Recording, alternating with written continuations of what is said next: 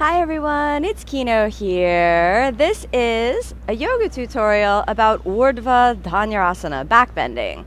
Well, there's so much to say about backbending, so there's no way that I could cover it all just in one little quick tutorial video. Really, backbending is kind of a journey that you go on for your whole life. It's something that will be with you pretty much in every practice of yoga that you do forever.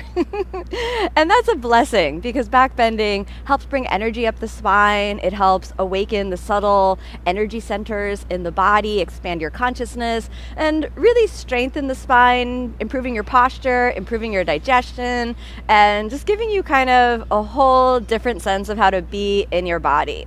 The basic principle of backbending is to lengthen the spine as much as possible, creating space between each of the joints of the spine, and then engaging the back muscles to use the space that you've created. Now, that sounds simple enough, but we're up against a lot of hurdles. Most of all, our habitual postural patterns, where most people kind of hunch over, watch a lot of TV, Netflix in this position, text on our phone, and that's pretty much the opposite of what we want to have in backbending. So when you're thinking about backbending, here are some basic pointers. Number one, never push so hard so that your nervous system is beyond your window of tolerance. In other words, if you're feeling like you can't take it, it's probably a sign that emotionally you've reached your limit. Second, never push so hard that there's pinching sensations in any joints of the spine and in any joints of the whole body. Now that's good advice for any yoga practice, but especially for backbending. And lastly, distribute the work of the backbend throughout the entire body. Okay, with that in mind, let's get started. So, Urdhva Dhanurasana is the lifted bow posture entered from the ground. In order to prepare for Urdhva Dhanurasana, this is sort of how we want to set up. Lying flat on the back, your feet are going to be on the outer edges of your hips width apart, and then thinking about Urdhva Dhanurasana, begin lifting the ribs away from the hips.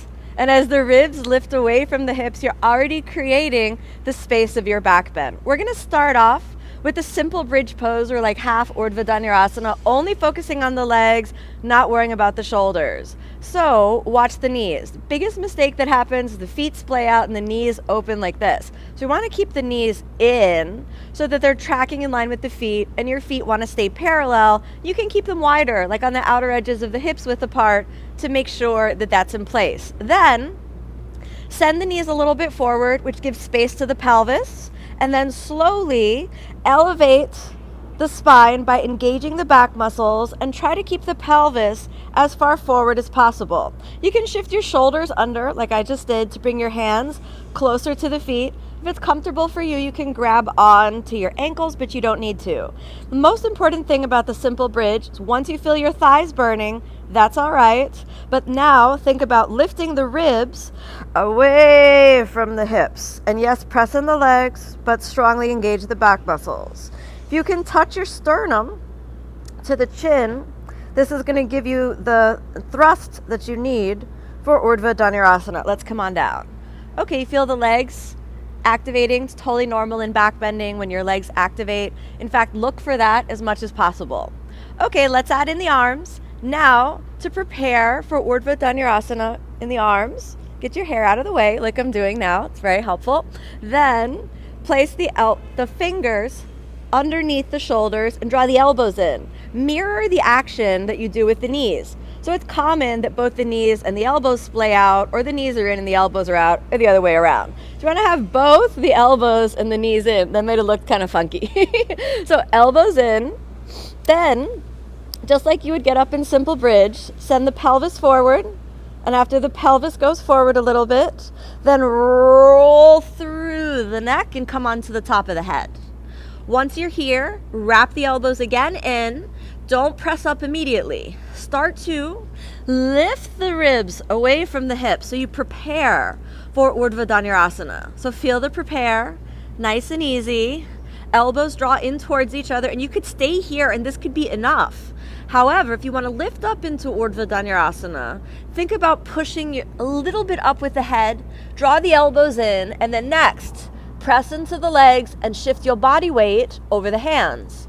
elbows towards each other, and the first Urdhva Dhanurasana, just lengthen the spine. Don't worry about deepening, just lengthen the spine. If you're comfortable here, your arms will be straight and the legs will straighten as well. Then, to come down, you want to shift forward, bend your elbows, and if everything feels good, you can walk your hands a little bit in and we can repeat it again. Before you come up, lift the ribs away from the hips, watch the knees, watch the elbows, everything draws in towards the center line, head up only a little bit, then engage the back muscles and send your chest over your hands. Sending the chest over the hands helps distribute the back bend. Many people have their back bend here, which hyperextends the wrists, putting pressure on the wrist and putting too much pressure on the low back. So instead, send your chest over your hands. Over time, you'll be able to walk the hands even closer. Now, last time, put the head down. We can walk the hands a little closer. You notice now the heels come up a little bit. That's all right, but I want you to push the heels down before you come up. So just head up a little, knees in, elbows in, chest over the hands. Eventually, as you walk your hands closer, then the weight gets distributed evenly between hands and feet. Chest over the hands, elbows in towards each other. Keep the breath long and deep, your gaze between the hands. Then, time to come down, shift a little forward, exhale all the way down. After back bending, it's very useful just to lie down for a moment. Let your spine equalize.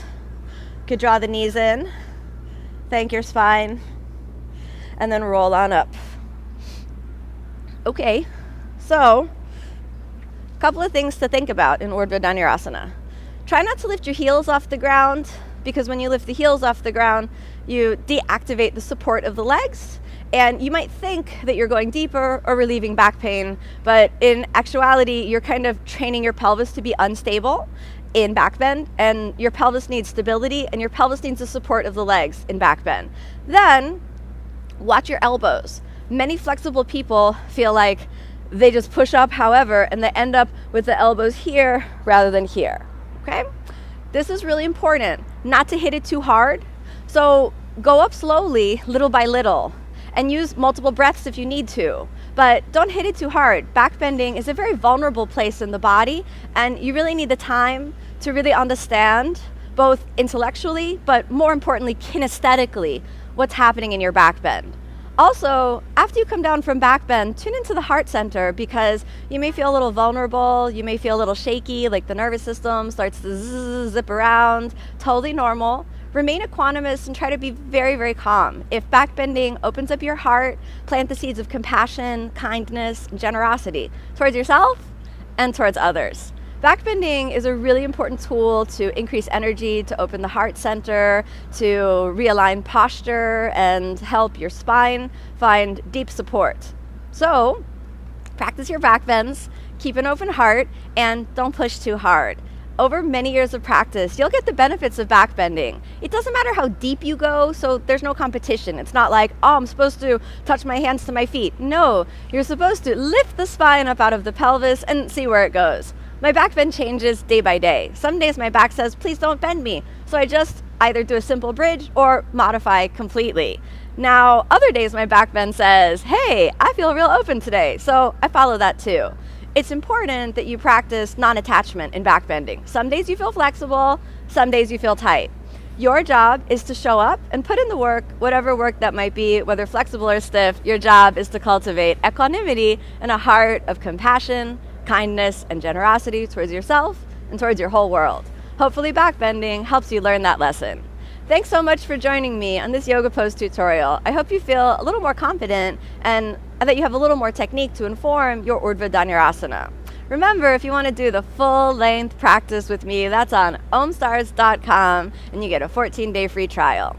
I hope that you carry the lessons that you learn on your mat into your everyday life. I always say that when you practice yoga, you can change your world. Well, that starts right here in the inner worlds. Hope you feel a little bit happier, a little bit more peaceful, a little bit more kind and compassionate towards yourself, and that you have a beautiful day. Thanks so much for joining, everyone. Namaste.